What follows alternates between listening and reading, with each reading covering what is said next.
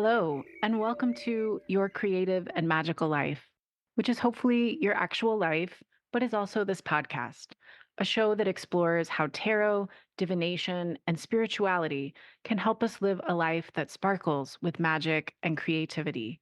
I'm your host, Cecily Saylor. Let's make some magic.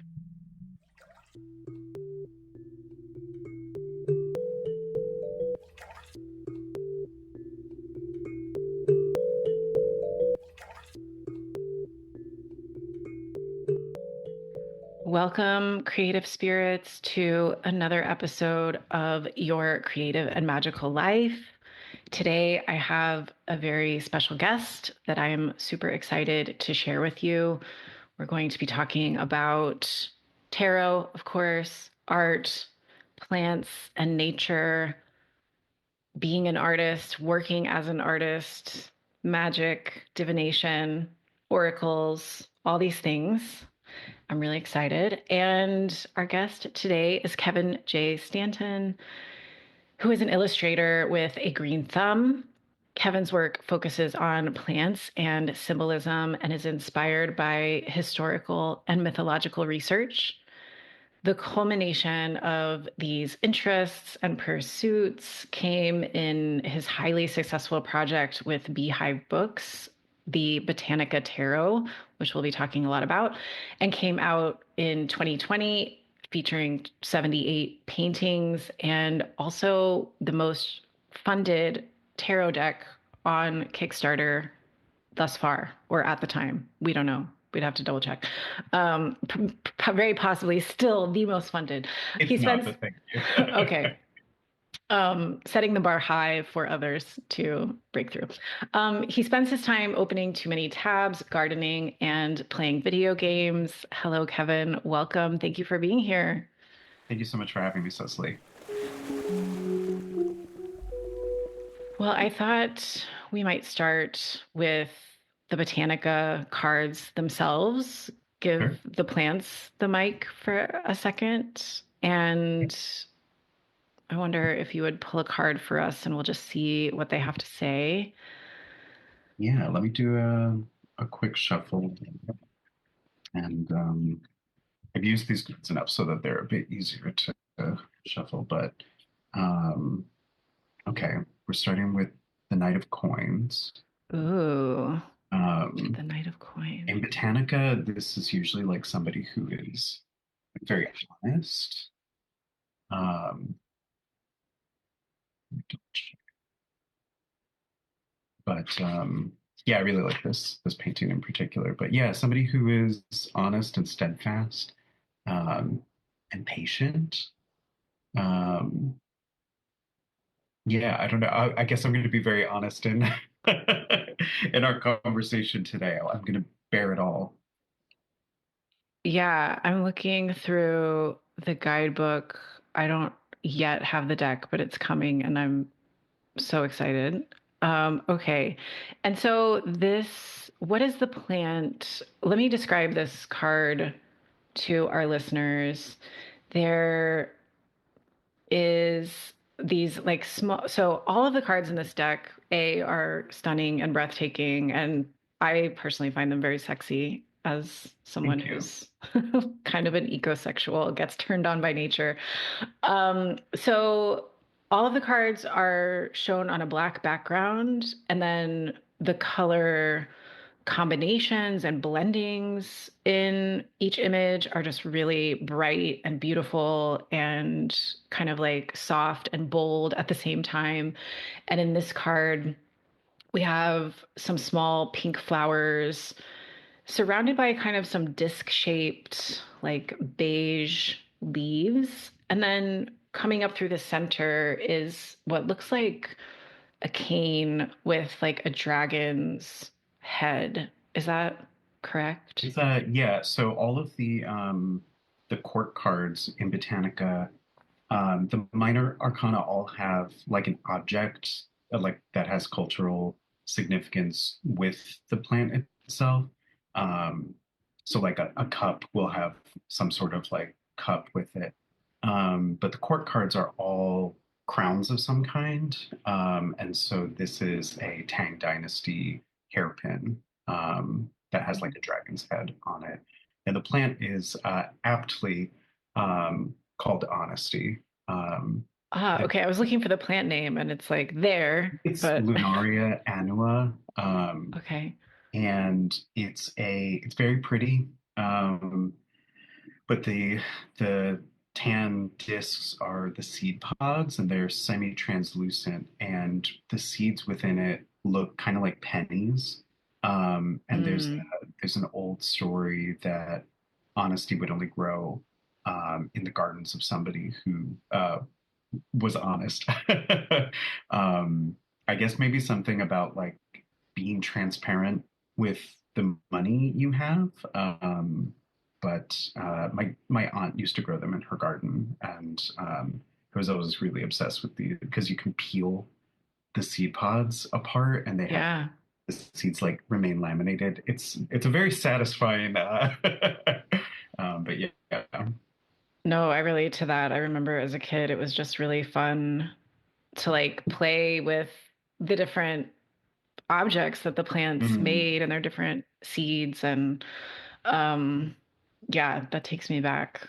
I hope kids are still doing that. um, it's a cool one, and yeah, I hope yeah, like the tactility is still available. yeah. And I think of this card, yeah, I love the steadfastness, the patience, hardworking is always a nice association for pentacles and coins. And just from what I know in other tarot decks, I kind of think of this knight as the one who takes their time and will like look out at the possibilities, like read the landscape, really kind of like tune in with the earth and, look for different pathways or listen for where the water's flowing and kind of choose like the Knight of Swords would just be like, I'm going to figure it out as I Right, go, cut through. kind of like Elon Musk energy or something. Right, yeah, And the Knight of Pentacles is much more considered and yeah, willing to like choose wisely for a better result rather than like getting there faster and having it be messy. definitely, yeah. Yeah, beautiful card. Okay, well Thank you. we'll see. We'll take our time. We'll be considered. We'll hopefully call in some money, some coins as well. Um well, I'd love to start, since you were also mentioning like your love of plants or your fascination with plants as a kid, tell Mm. us a little bit more about like the young artist Kevin, where you felt that emerging, what that looked like. Yeah, I think I've always like had a fascination with plants. I come from a family of gardeners, and like I lived with my grandmother for a year with my mom. It was a military situation, and um, I remember like gardening with her. I still have a jade that is from like an original cutting from her. And I remember like growing vegetables with her. My mom is a big gardener as well. One of my like most prized plants is I have a peony that was from my grandmother's garden when she was a bit younger, that was given to my mom, that I now have in my own garden. And it's extremely precious to me knowing that like we have this intergenerational connection in that way that could even, continue beyond me. Um, so yeah, I've always really loved like plants themselves, and I guess in a tie-in to this expansion, I've always had a fascination with animals too. Like as a kid, reading just books of facts about animals and minerals. Totally. But yeah, I think it it's just been kind of like a lifelong thing. I actually have a book that my parents gave me when I was, I believe, 8. That is just a book of plant photography. And it wasn't until I was much further into the deck, into making like the actual paintings, that I realized this book of photography is gorgeous flowers on black backgrounds. Mm. And it like stuck in my head for so long that I didn't even think about it until truly I think I was like 15 cards into the Wow. deck and then was like, you know what?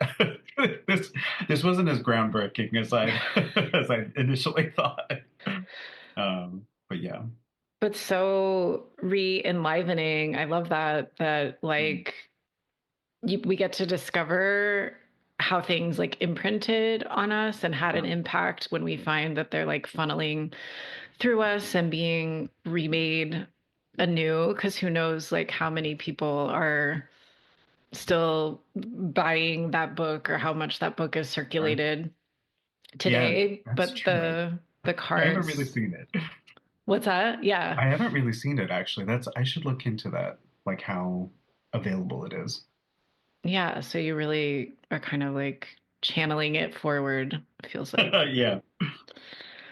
Well, what about the art part? Like, when did you get into that? When did you start to see yourself as an artist? Was that supported amongst your gardener family?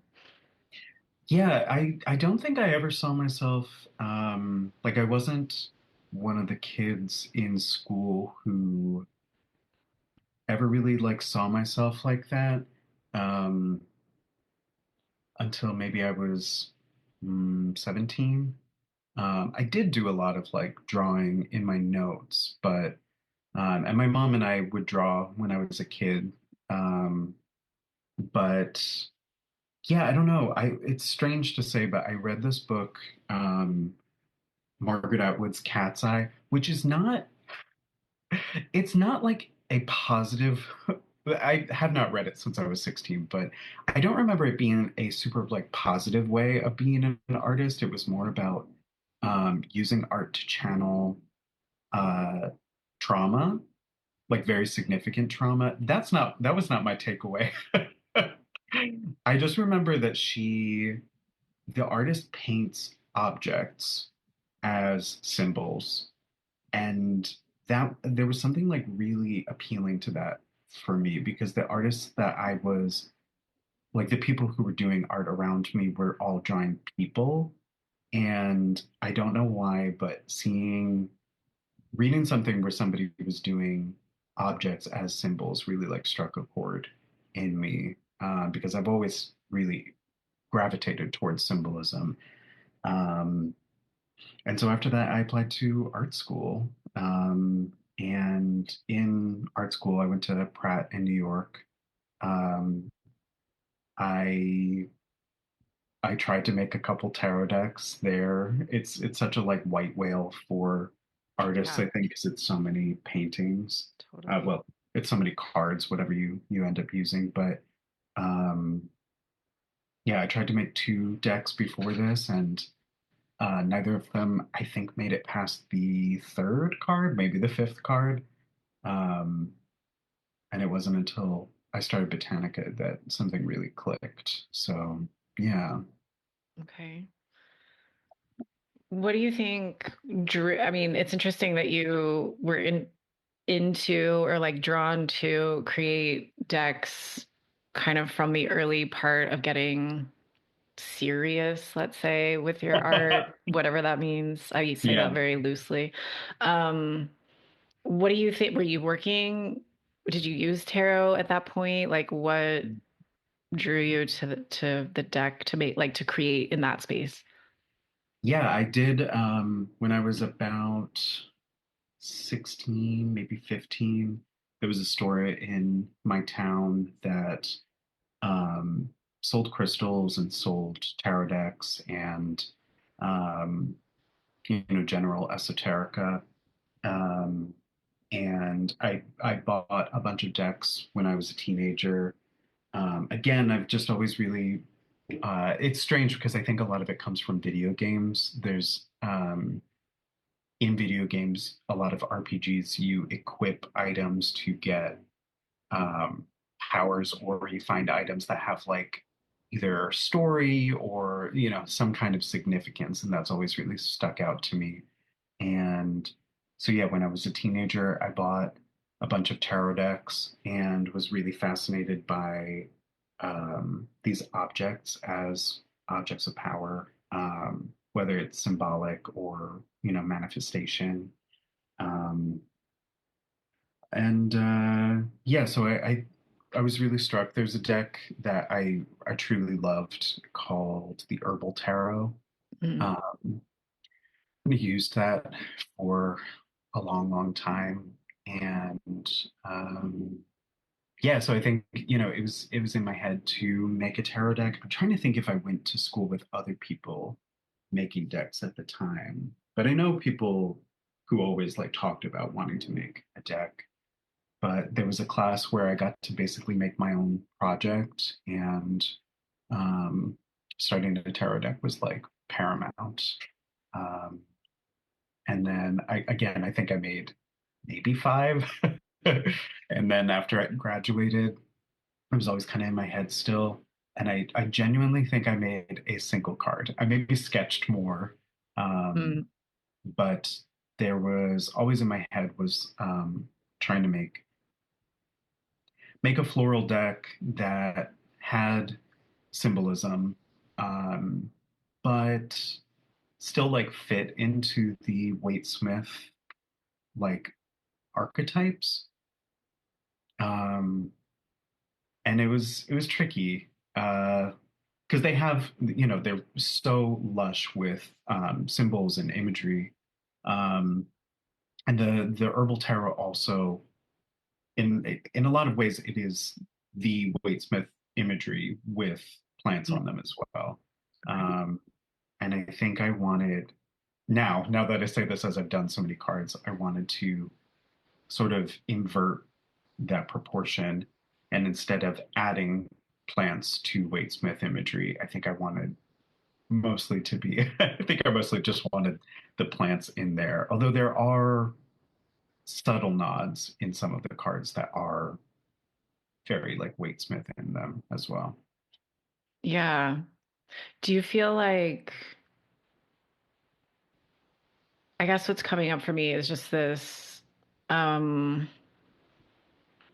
the word iteration for one thing, and like I'm also curious about this in terms of like your evolution as and development as an artist. Like, I'm wondering like why those early ones didn't carry forward. Like, it's a huge, it really is interesting to like take on a whole tarot deck as an art Yeah. project because it's very involved and requires like a huge commitment.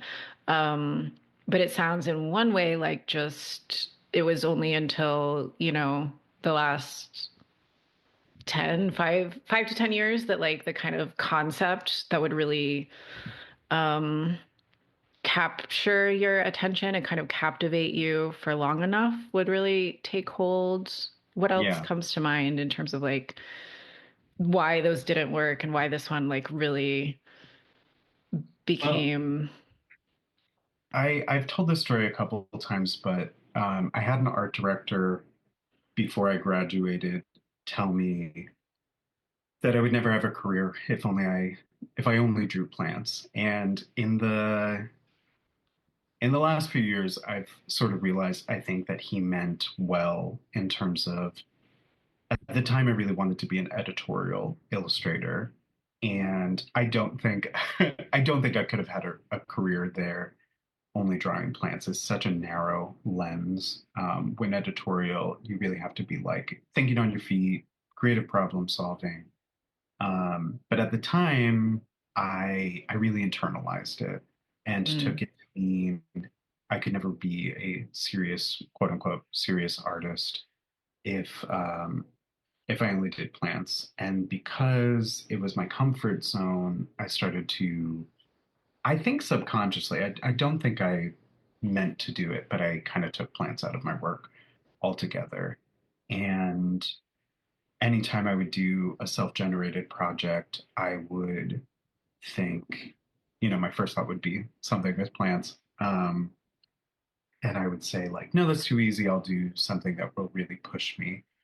And it wasn't until I was invited to a group show where I think we had to like have 3 to 5 pieces Um, and the idea, like the inkling of what became Botanica, ended up being what I went with. And I always describe it as a sense of like giving myself permission to do the work that I wanted to make. And yeah, Botanica really is that.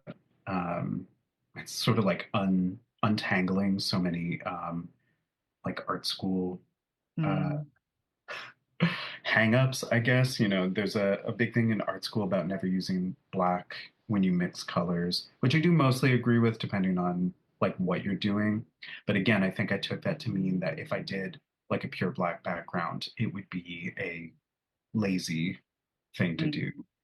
Um, but I did a sketchbook page that was, I think it was like rowan berries with a black background, and it felt I so connected it with it so quickly, and it seemed like an easy thing to do for this project. And then I was kind of like, I loved that. Maybe I can do more of that, and that is the kernels that started with Botanica ultimately. So yeah, it was it's strange to say in some ways because Botanica, if you just look at it, is 78 cards, now 111 cards that are um, they're pretty paintings of plants. They're pretty good paintings of plants and objects or animals. Um, but to me, it is extremely personal. Not just because I've spent so much time on it, but because uh, it is the ultimate expression of kind of the art I want to make. So yeah, Yeah, there's a lot there that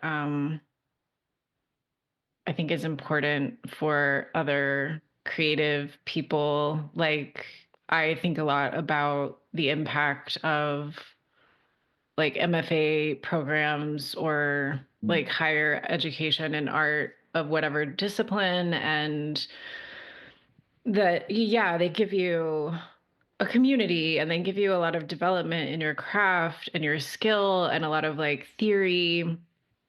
Um, but they really kind of don't ever ask you. I mean, maybe some programs do. I obviously don't know everything about all of them, but they don't, it seems by and large, they aren't super interested in like the the soul of the artist who is meaning to create, and like what is creativity, and like at all, how do we want to use it, what's going to help us like stay creative. Everything is really, I mean, everything is really focused, oriented around capitalism, and like sure. those programs are like, well, some of them I feel like don't prepare you for whatever paltry job market awaits outside.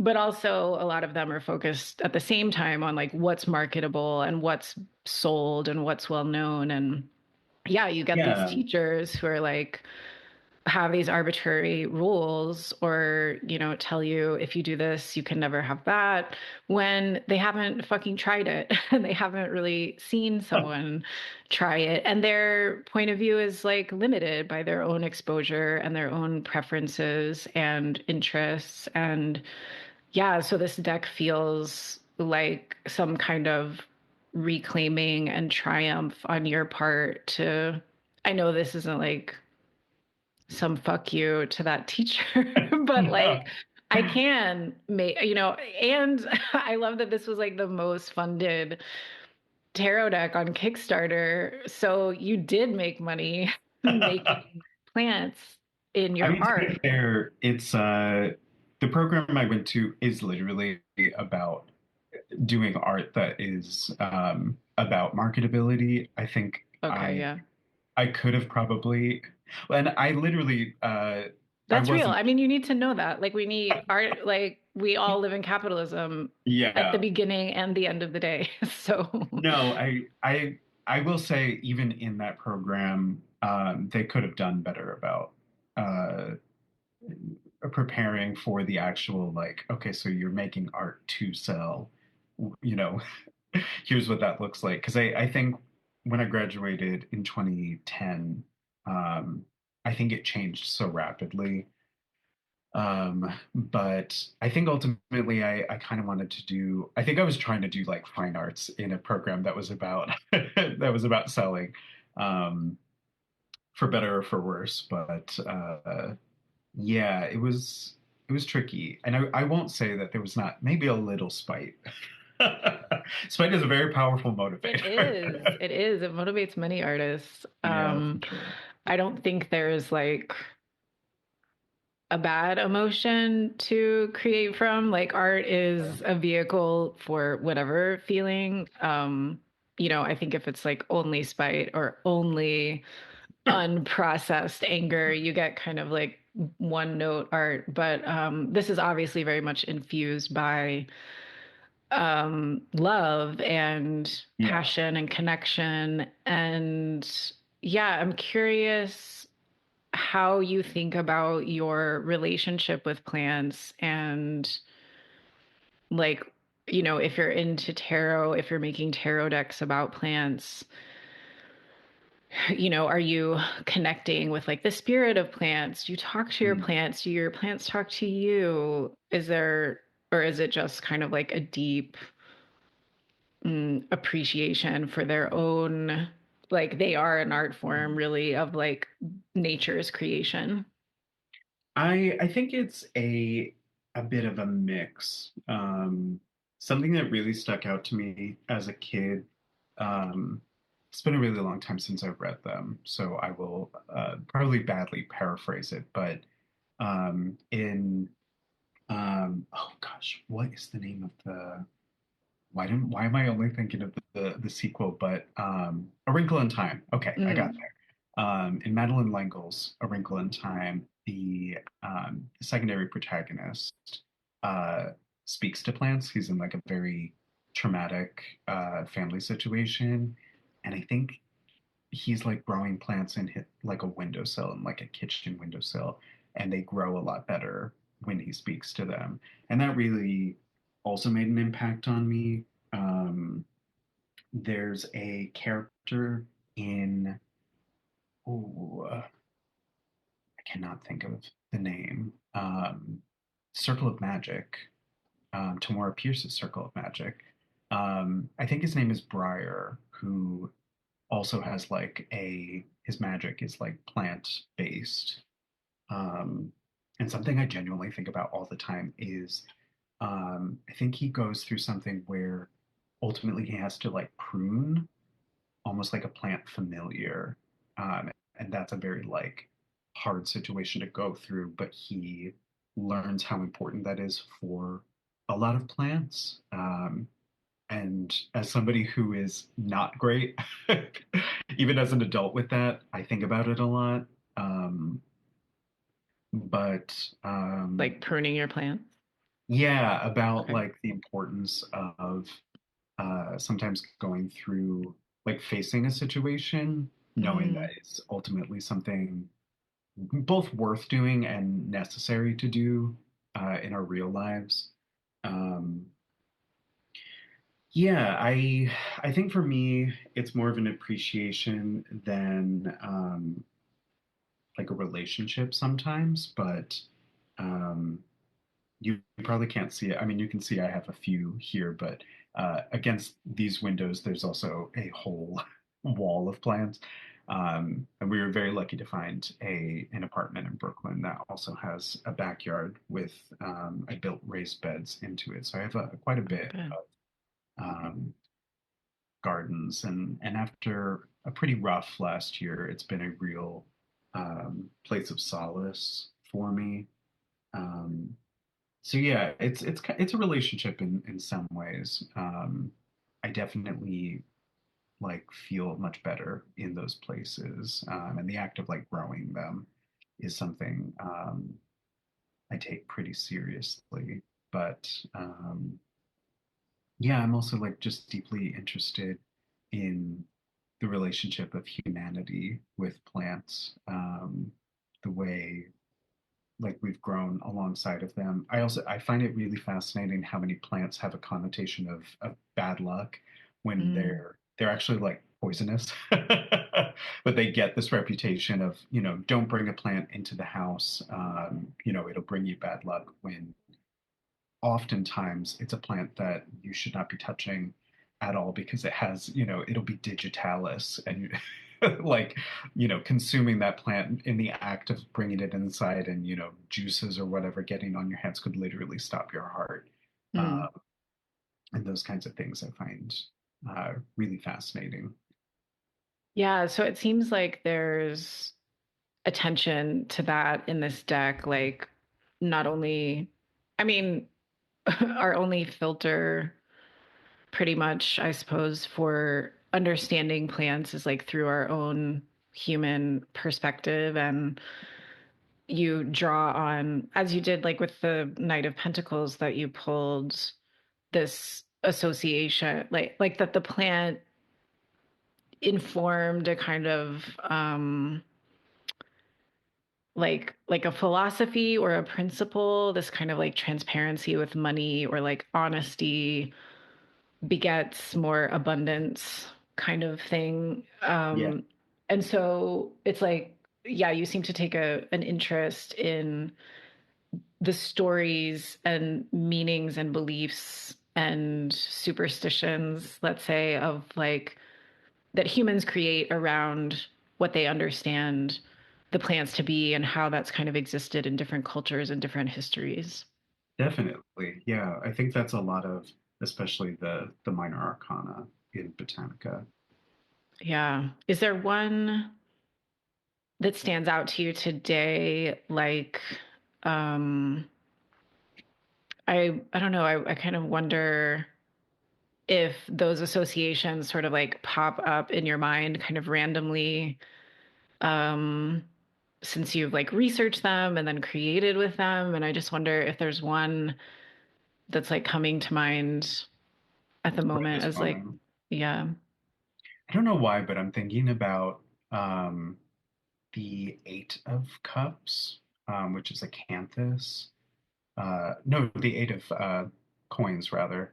Um, it's a strange story about a sculptor who is in a graveyard and sees where uh, somebody's buried a basket underneath a gravestone, and whether it was intentional or not, acanthus seeds must have been or gotten into this basket, and they have grown underneath a the stone and pushed the stone up. Always forget the name of the actual style. I will look up, but um, oh, it's the Corinthian. So we think Mhm. about these. He basically went home after seeing this and sculpted what we know are the Corinthian columns, like at the top where the leaves are like curling around Mhm. the stone. And I just think that's such an interesting experience to have, and then to translate for something that we see as these beautiful like columns, as these very archetypal like uh, it's like, oh, it's beautiful. It's at the top of a column. But it was based on this kind of chance experience. Yeah, I find, I don't know why I'm thinking about that right now, but when we've been talking about kind of human experience alongside plants, it's something I find fascinating. And it's not the same as a lot of the plants having either a poison or bad luck, or being used against other humans.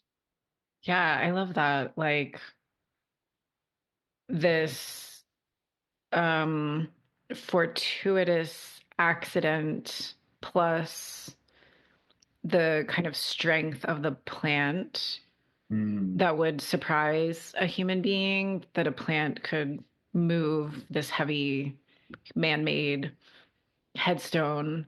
yeah, And then there's this kind of myth associated with it, or maybe it's a true story. Like when things are that old, it's a right. little bit hard to tell.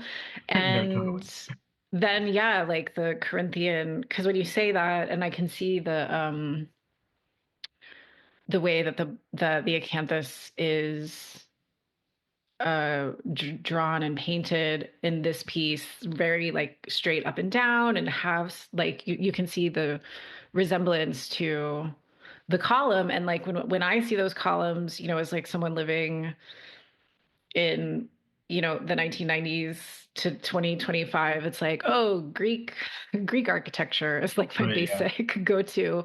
But then there's this whole like to find it doesn't just seem like an homage to nature. Now that you reveal this, it's really like nature itself sort I of. mean, you're right. I don't even like the texts I've read have been like, did this actually happen?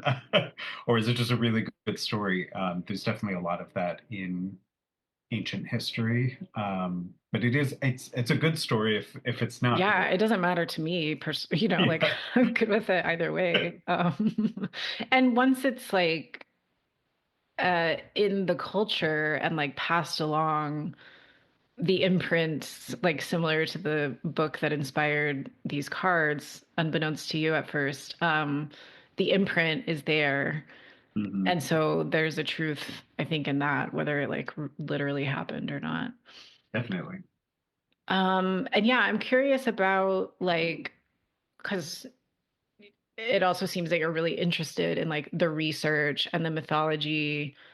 And so I'm curious, I imagine, but I don't know, like that sometimes a myth or a story might help you figure out which plant might go with which card, but Mm. sometimes you might know the plant for that particular card and then go research. And maybe Oh it's yeah. like, how did that work for you?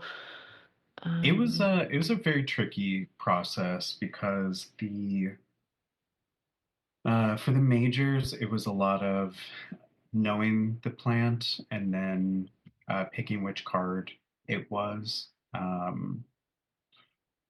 And I did all of those like one at a time for like picking and then, pursuing. But for the minor arcana, I was pretty lucky to, not lucky, I guess I would, I made this happen, but um, I was living in the UK at the time, so I got access as like a resident to the British Library.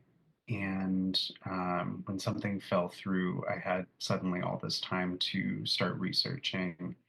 And the British Library's rare books room is very exceptional. And I was able to get access to all of these physical texts that there are digital versions, but I had never really run across these books. And uh, I just read them cover to cover and took notes on plants that seemed to have some kind of story to them.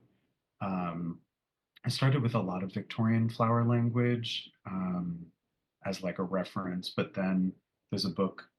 It was two books for me. I think they're essentially one large volume called Herbal from John Gerard, um, a surprisingly sassy man for the 16th century. Um, I would say sometimes a very arrogant Mm, gardener. Um, and he would talk about occasionally like other myths that he had read about plants. So I would take notes of that, any of them that seemed interesting. There are a ton that I had flagged that did not make it into Botanica. Um, and yeah, it was just a really interesting way to start from the plants and then see if any of those things made sense with the actual meanings of Botanica. Um, yeah, it was especially for like maybe the last 10 or 15, it ended up being very tricky to kind of like fit. But it was a really interesting, fun process, and also to discover or maybe rediscover how much I do really like researching, reading. And a friend of mine, Romena Yee, is also very into historical research, and she gave me a lot of tips on doing, true scholarly research, mm. uh, and which meant which meant researching so much, reading so many papers, and And then also revising a lot of cards because once you have the knowledge and the responsibility of that knowledge, Yeah. things that it seemed good but maybe weren't as good meant that I went back and researched them and then waffled and at one point researching what what the what the ancient Mesopotamian throne would have most likely been made of, like what type of wood it would most likely have been made of, and then changing it to a date palm. Maybe it might have been the last card I had decided on. Um, but it was fascinating. I really enjoyed that. Yeah, you must have just gone on this like extensive Yeah. tour through civilization Yeah, and plant civilization, if we can call it truly. that. Um, yeah, before we get into the Oracle, I'm just curious what the deck's been out for 4 years now. Hmm. And yeah, okay, there's two questions. So maybe I like in the creation. Okay, I figured it out. What's been what's it been like to like receive reaction to the deck? What have you heard from people that surprised you? Or, I always think that our creations, even though they're very much born from our experience and our labor and our inspiration and all of that, have their own like life force and their own lifetime that we have no control over. And then, Yeah. when people interact with what we create, we discover new things about it. But I guess like what's it been like to have made this slightly rebellious, very Mhm. claiming artistic stance with this deck and to have it out in the world for a few years? It's been really rewarding. As I said, it's very personal, at least to me. Um, and we launched at probably the worst time in 2020. It was March 2020, Mm. and as I said, it was in the UK for a while, and I moved back a little bit with my tail between my legs, and uh, I really, because I'd spent so long working on these cards, and then um, I can't even remember how many cards I had done at that point, but it's been quite a long time working on them off and on. And I really, really thought if we didn't get funded at that point, I would seriously have to reconsider a career. Um, I don't know what applicable skills I really could have brought. Probably like as a graphic designer, like an in-house corporate thing, but which is a perfectly reasonable job. But I really wanted freelance to work, and it kind of hadn't really been working for a while. And so, yeah, when we got funded, it was really overwhelming, and I I wasn't expecting it because we yeah, I say it a lot, but Botanica to me is so personal that I didn't expect people to connect with it in a big way. And they did, which was exceptional. And I've heard from people that Botanica is very blunt but gentle, which has been really wonderful to hear because at the time that I was writing the book for it, that is kind of what I needed the most is being like, okay, so things have not been great for a little while, and it's time to really like take stock of where I was at the time. And so to hear that come out kind of unintentionally uh, was kind of amazing. And there's actually I like introduced myself to the deck through a reading, and I was floored because even though I mostly use tarot as like a psychological tool. The one of the intro cards is what are the limitations of my relationship with this deck, and I drew the card I used to represent myself in the deck, the significator, and I was like, you need to calm down. Like, I get it. Being so loud right now.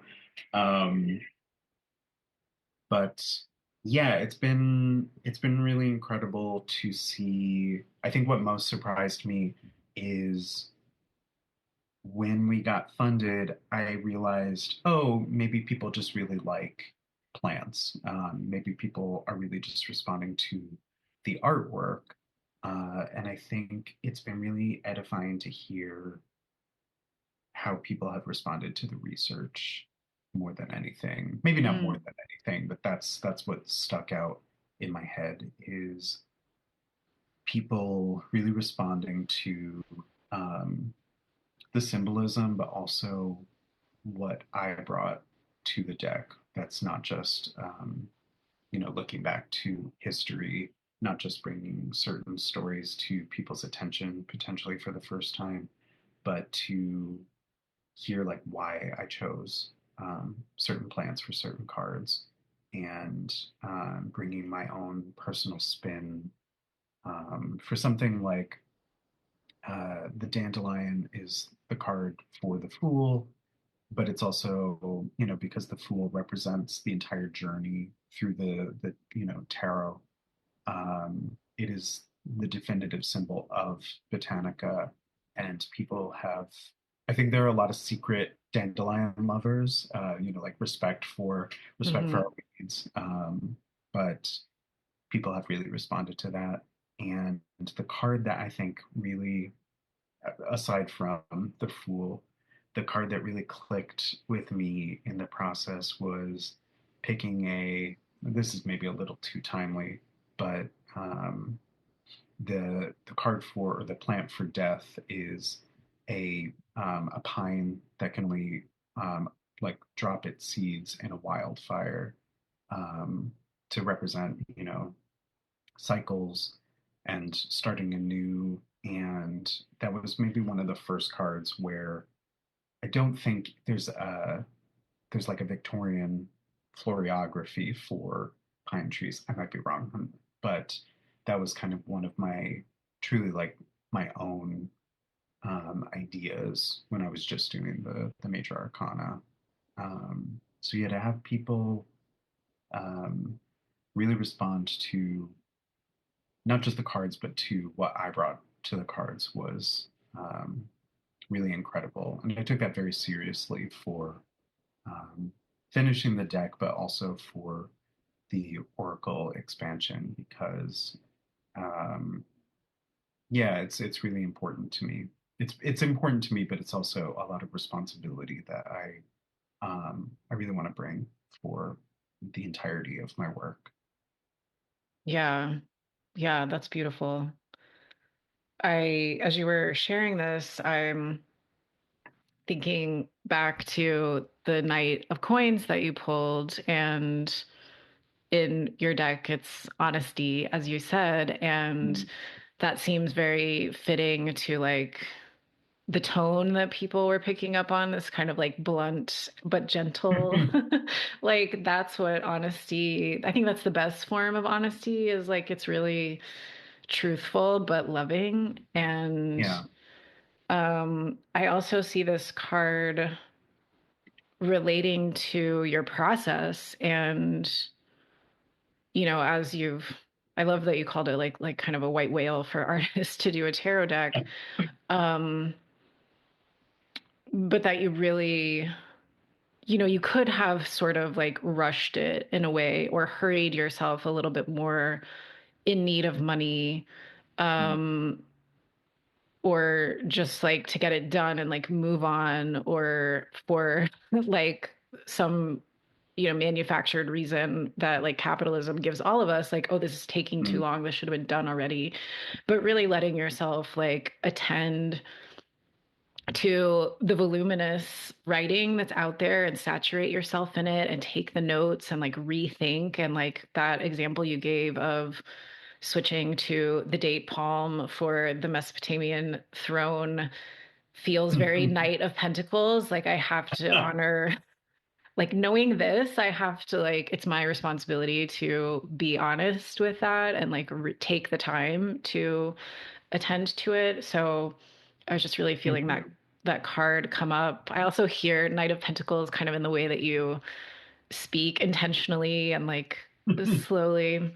Um, yeah. So I wonder about like a couple other things I was noticing is like it's kind of interesting how the deck, the Kickstarter launches in like just the very beginning of the pandemic, but the pandemic also became a time when like everyone was getting more houseplants Oh to yeah. both like liven up their space and to put in their Zoom background. Oh yeah.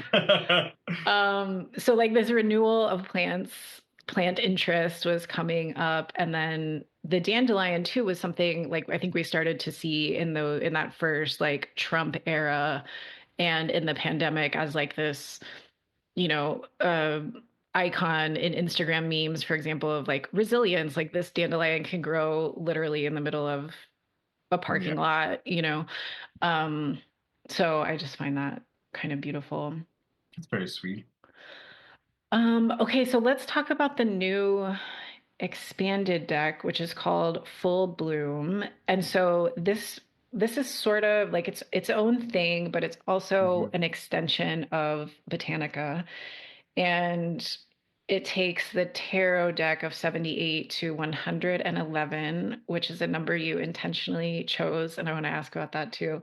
But you described it before we started recording as like more like situation cards, and you've broken them into three categories: pollinators, nectar robbers, and Hmm. seed carriers. And Yeah. this one brings in non-plant beings that assist or interact with plants and but are also non-human. And so I'm curious, like you finish this full tarot deck and you're like, I gotta do more. What happened there? Beehive Books, which is the publisher of Botanica. Um, they'd and actually I don't know why they why they asked this, but they'd said if I ever wanted to do more cards, that they would be open to it. And they were like, yeah, it could be like 20 cards. And I said, sure, sure, sure. But what if I did 33? Um, um, and I don't know. I said to them I didn't want to do anything just to do it. Again, talking about intentionality. I for a while I didn't have any ideas. Um, but I did a painting for a friend's mom, and it was just flowers from her garden that also had pollinators who visited. And it's so silly because I've always been really fascinated with like pollination anyway. Um, but yeah, something really clicked because maybe just because I'd done it in the style of a Botanica card. And I realized like, oh, it's so perfect. I'll do pollination, but the other suits were a bit trickier to figure out.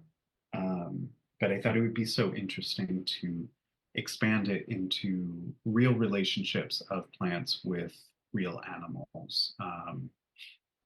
Yeah, so it because I can never make my work easier for myself or anybody else. That's how Botanica Full Bloom came to be. Okay. So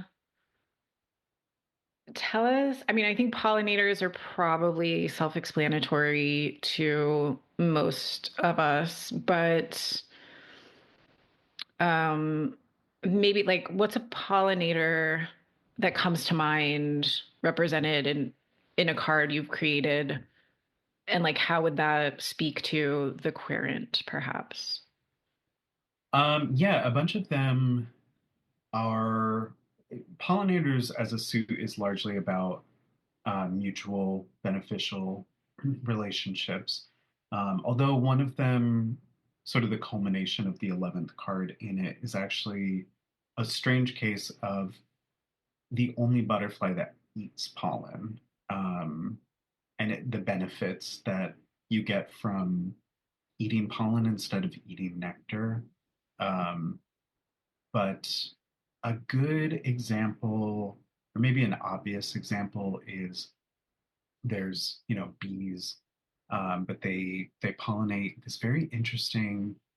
Uh, it looks kind of like a mushroom, but it's a flower that has no chlorophyll called a ghost pipe. Um, and because of the way it looks like a mushroom, it's a card about like do not be deceived by appearances. Um, and it is actually a parasitic plant. So it talks about like be cautious of like being dependent on something. Um, yeah, that's the painting I started for this process. Okay. And then will you tell us a little bit about the nectar robbers and the seed carriers? Sure, the nectar robbers are kind of the opposite of pollinators for the most part. Um, a lot of them are about animals that either cannot or do not uh, pollinate a flower, so they will either pierce the base of a flower to just get at the nectar, or um, they will, in some cases, they'll just rip the flower off altogether. But some of them are about the way flowers either protect themselves against it um, by evolving to have dense inflorescences so that only the outer exterior of a flower gets affected by nectar robbing, sometimes called like nectar larceny, or um, some of them actually have like a mild poison in the nectar, which will only affect the animals, that usually the insects that uh, try and steal the nectar, but will not affect the pollinators that it actually wants to get. Uh, and then seed carriers are uh, similarly, like I think they're exclusively beneficial. It's about the animals who, well, no, I say that that's actually not true. um, they're just about the animals who have evolved alongside plants who will sometimes they will eat the fruit and then they will defecate and the seeds will move, you know, their range gets extended. Um, in one case, there is a tree that these seabirds nest in, and then sticky seeds from the tree will get attached, and then when the birds fly to other islands, uh, the stickiness will lessen, and they will, plant one of these trees. Um, but this is a very dark, uh, a dark relationship sometimes because occasionally the birds will get bogged down by the tree's seeds and they will be unable to fly and they actually die at the base of the trees. And then they will also, in that way, nourish the tree because their bodies become nourishment for the tree's roots. Um, but it ended up being a more interesting process of like finding those relationships because all of them, I think the minor arcana of Botanica ended up being more about the plant's symbolism overall, and then finding an object that is related to either the culture or where the plants are originally from.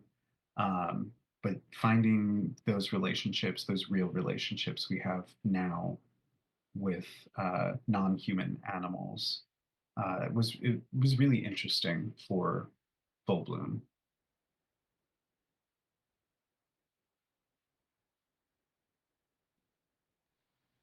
Yes, that sounds like a really beautiful way to both,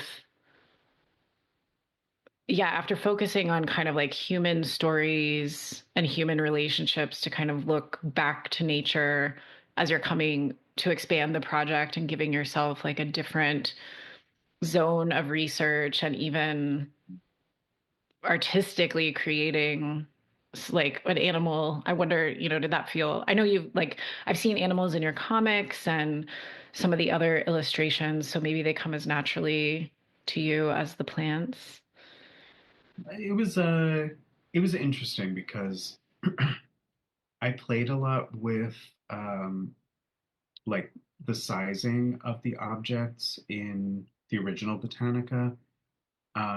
This was largely trying to find a way that the proportions were the same in full bloom. So that ended up, of course, being even more research. But it was important because there's a card in there about um, a plant in the desert that it gets hooked onto the legs of various like zebra and everything. But if it gets hooked onto smaller mammals, it can kill them because it can get hooked in their mouths, and if they're unable to eat, they will die. So trying to figure out how to convey those various like sizes um, was a little trickier.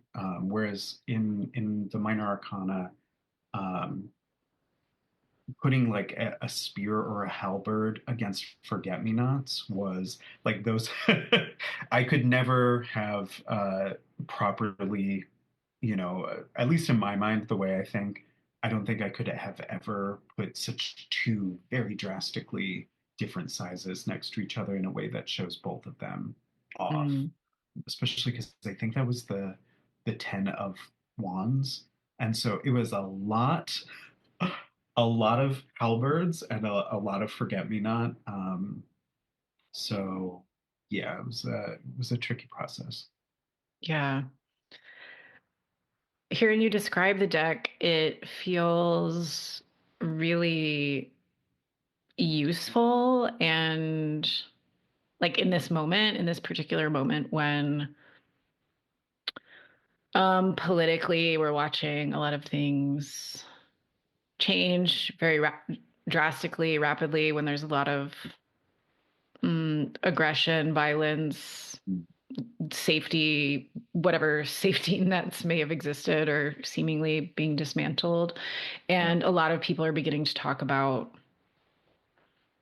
how we support each other if, the kind of institutional safety nets that we believed in are going to be less and less reliable and possibly even yeah, um, more oppositional to our health and our well-being and our longevity and our relationship with nature. And so this deck, or the way you've constructed it around these relationships, feels really like useful, not only like inspiring and beautiful and interesting, but also helpful to folks who are thinking about like, how do we, I think there are many of us who want to be supportive of groups who are being most attacked and marginalized, but also don't fully understand yet like what to do or what that looks like. And just seeing how some of these like both in oppositional and antagonistic relationships exist in nature, and how they can be, and what like mutual and reciprocal relationships look like in nature, and giving us some kind of different portals for imagining what that can look like for each of us and how we can bring mhm. some of these concepts into our community. So I'm Yeah. I really mean, I excited. wouldn't, I wouldn't, I don't think it's useful in the sense of, like botanical benefits. I wouldn't Right. any of these plants, but I do think, especially looking at the full blooms expansion, what really struck me is how special our planet is, how um, how violent and yet how incredibly special our world is, and seeing uh, beneficial relationships that are very strange, and remarking on, I mean, some of the plants, some of our plants, period, but some of the relationships in full bloom are centuries, many, like millennia old. And I think that's exceptional. I think that's precious. And, I went into this knowing about a lot of those relationships, and I ended up learning about so many of them myself. And I even think the exploration of finding out about these um, is really precious too, and like worth protecting. Um, and that's something I really want to like share. It's been really rewarding with Botanica itself, just sharing all of these, at times mythological, at times realistic relationships that humans have had through centuries. But something that was really, really important to me as a parameter through full bloom was not thinking, these are animals and plants. They don't have a mythological significance the way that we have given them for whatever reason. These are real relationships that have either at times developed because of humans. There are a couple plants in here that uh, they're now nectar robbers because these plants have shown up because of humans. But that level of adaptability in nature, the resilience, and also there's a card in full bloom that kind of it gives like an additional significance, because the last of the seed carrier deck is a card that represents the seed carriers that we no longer have, and the reason that we still have those plants. It's unlike most of the cards in full bloom. It has a ton of plants in it, like ginkgo and avocado and Osage oranges, and they're plants that, in some cases, have existed because of humans, because we now cultivate them for our own purposes, but or they just continued beyond their extinct seed carriers. A lot of cases, these are like droops that um, are too big for any other animal to eat whole, the way like ground sloths at one point did. Mm. Uh, but I also thought that was a really important thing to explore, because I think a lot of peoples eat like pawpaw, for example. Like indigenous people in the Americas eat pawpaw because it's an incredible fruit, but its original seed carrier has long been extinct because it's a large fruit with large seeds, and it was eaten differently. And I think that's it's kind of a nice thing to memorialize, because I don't think it's something that uh, we think about a lot anymore, because it's just a part of our lives. But it was a part of other mammals' lives a long time ago, too.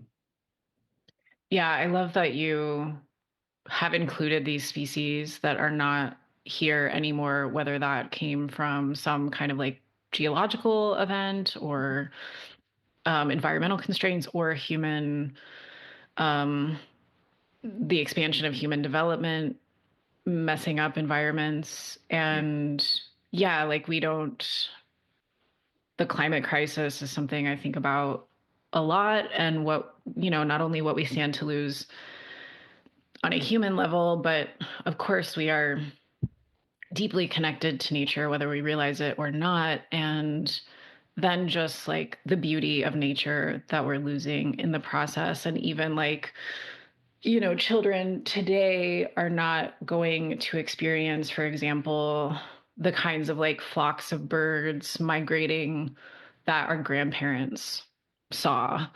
Yeah. Um, and same with plants. And so I think it's really beautiful that you've remembered those creatures and brought attention to them. Thank you. And I, one thing I do with tarot and oracle cards, sometimes just in a larger reading, but like, and maybe in readings for clients, but also at the beginning of the year, I'll do a card for every month and a card Mhm. for the theme of the year. And I actually pull one from a tarot deck and one from an oracle deck.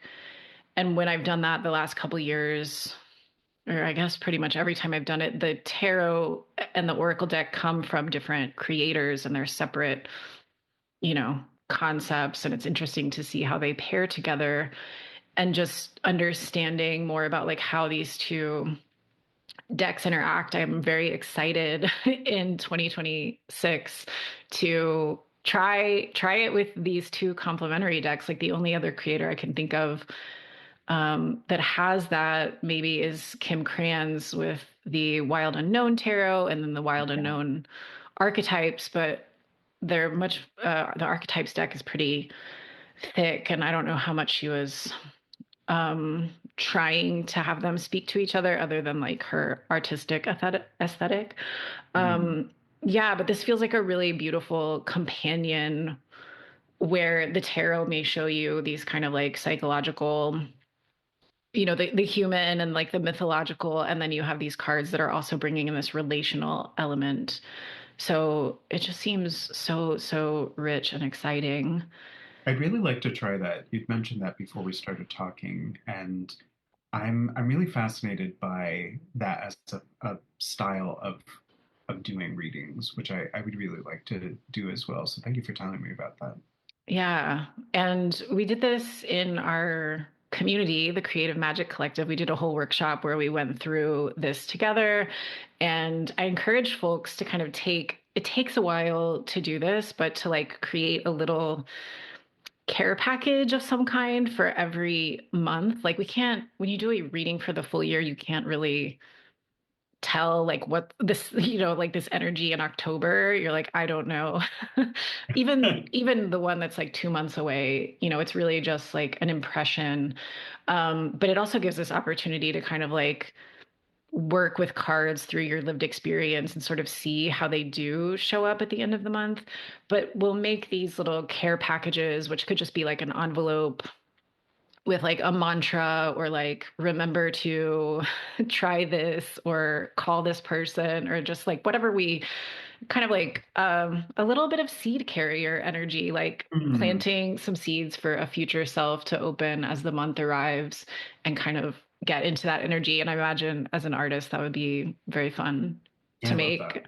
um well, is there anything we didn't touch on that feels important to share right now? I'm going to invite you to pull one more card to kind of Oh, close out the yes. conversation, but is there anything else? No, I thought that was so thorough. Thank you. Okay. All right, let me do. It'd be so wild to pull the the Knight of Coins again. All right, let me see.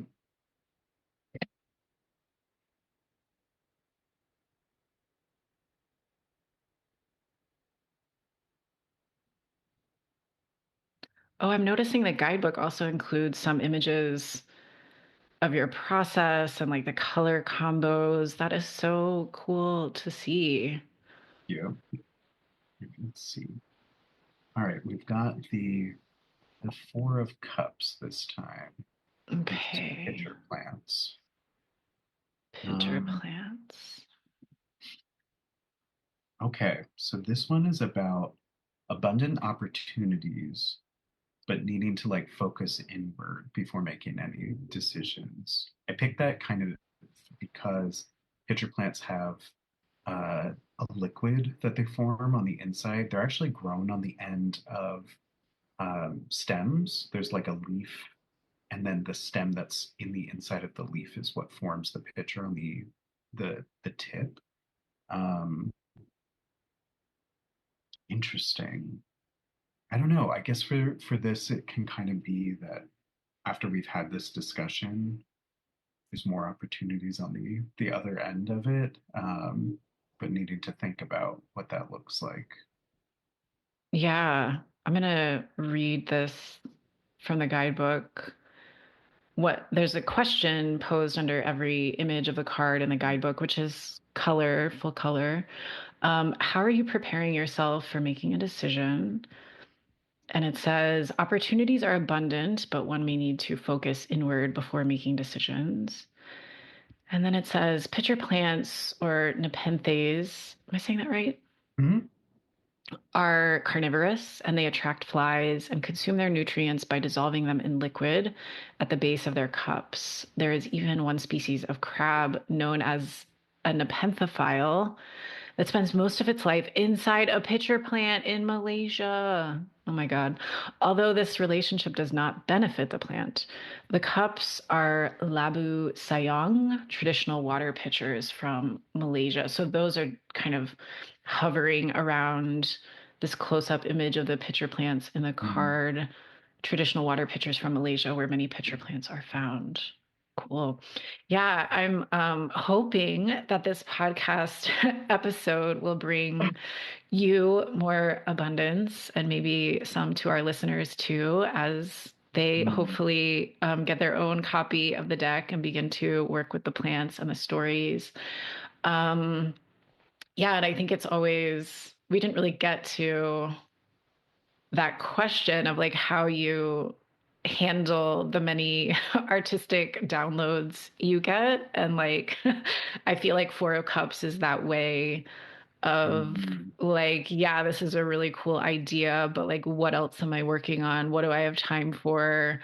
Mm. Do I want to like dive right into this right this second and then find out later it's just gonna fizzle for a while, or do I want to like take some notes and sleep on it a couple nights and kind of see where the energy is?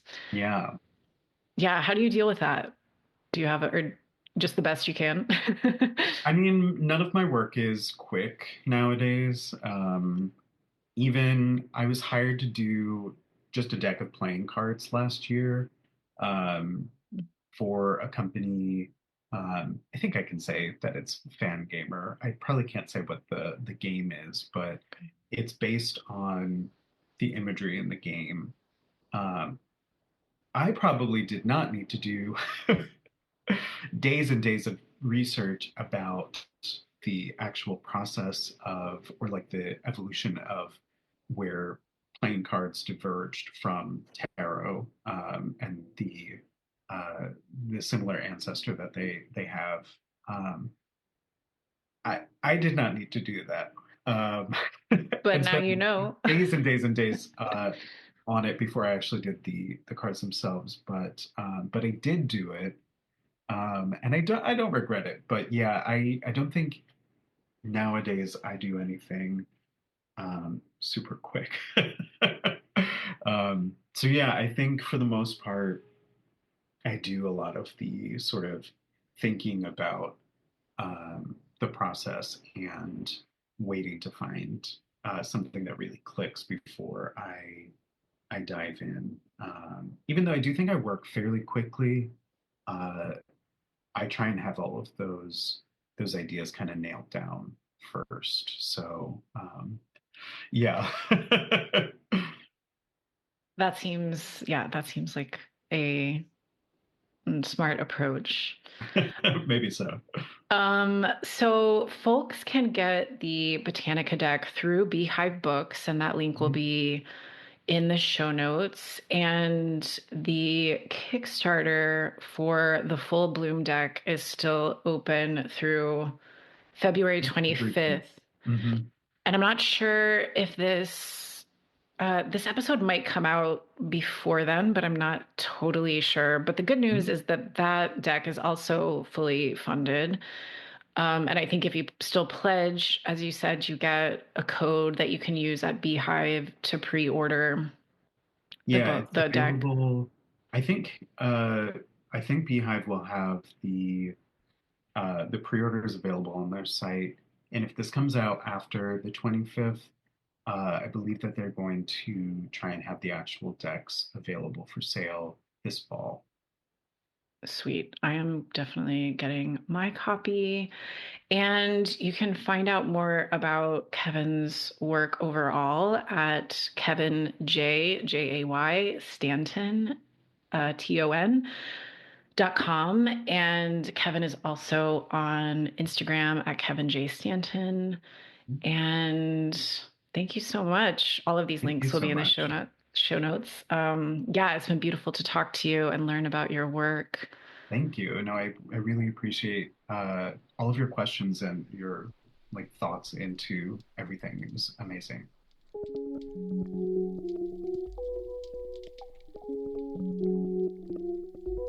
Thank you so much for listening and tuning in. It's always a pleasure to speak with a really cool guest who's creative and doing really unique and remarkable and important things. So, thanks again to Kevin for his work and for this conversation. I hope it inspired you in some way. And I just want you to know that I say this regularly, I think, but it's really meaningful to have you listening. This podcast is still early in its journey, so the listenership is growing slowly but steadily. And, unlike Instagram, where you can sort of see who's following you, I don't know who's listening out there. Sometimes people tell me, but I do get to see where some of these listeners live. And I just want to shout out some people where some places where there is so far only one listener. At least I'm looking at the most recent episode, which was the devil. So if you live in Pennsauken, New Jersey, hello, thank you for listening. If you live in Tulsa, Oklahoma, hello, thank you for listening. If you live in Norfolk, Virginia, or Ashburn, Virginia, or in Nottingham, or in Calgary, thank you for listening. I'd love it if you'd share an episode with a friend. That goes for everybody. Oh, there's someone who's in Brisbane, Queensland. Hello. Thank you for listening. I also want to invite you, if you're enjoying these conversations and my approach to these topics, you might enjoy some of my creations as well.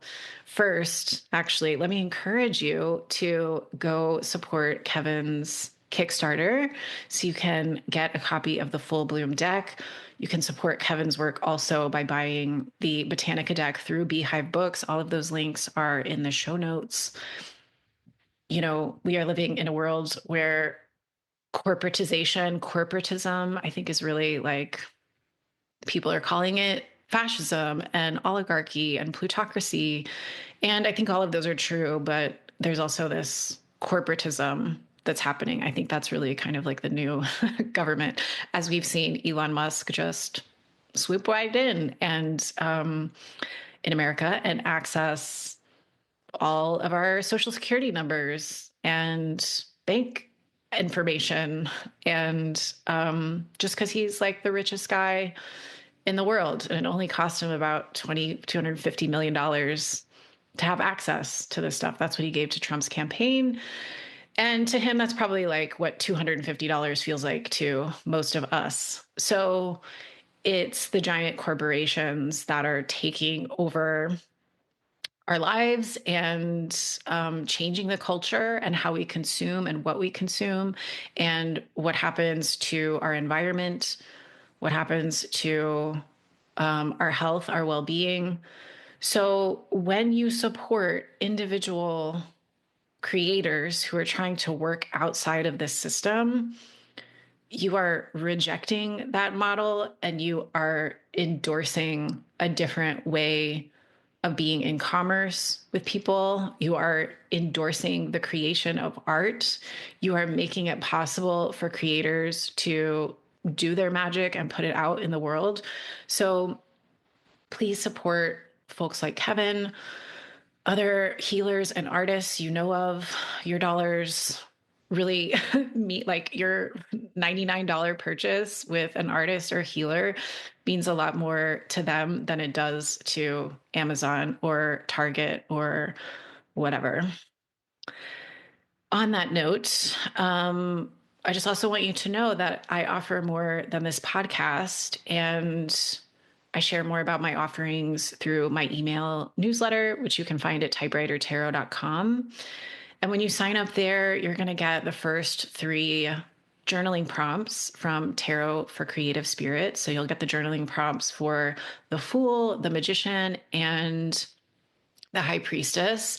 And Tarot for Creative Spirits is a full workbook with journaling and creative prompts for every card in the tarot.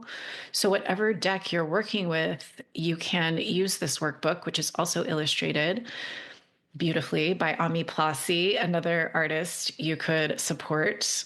And it gives you the opportunity to connect with the tarot archetypes through your own frame of reference, through your personal filter, through your lived experience. And the questions I've included in the workbook, people say, really help them notice something new or slightly different about themselves and things that are empowering and encouraging. People say they kind of identify new needs in their lives as they're evolving and growing. So it's a great way to kind of treat the flower of yourself in blooming and to explore the tarot more deeply. And your purchase of the book, either a physical copy or a PDF, supports my work. And I really appreciate that. And I'm also a creativity coach. So if you're looking for one-on-one support in making your art, working through your projects, trying to come back to a creative practice after years of like academic programming or programming from capitalism that always wants you to be productive or making money around your creativity, I very much love to help people explore that and shift that and also look at the spiritual and mystical and humane part of creativity so that we can really enjoy the process of creating and create the things that feel truly meaningful to us, as Kevin has so beautifully modeled in this conversation. So if you're interested in knowing more about my work, I recommend signing up for the newsletter, purchasing the book. I give tarot readings as well. So I'd love to work with y'all. And I'm so glad you're here. I hope you're doing well, taking care, and enjoying your creative and magical life. I'll talk to you next time.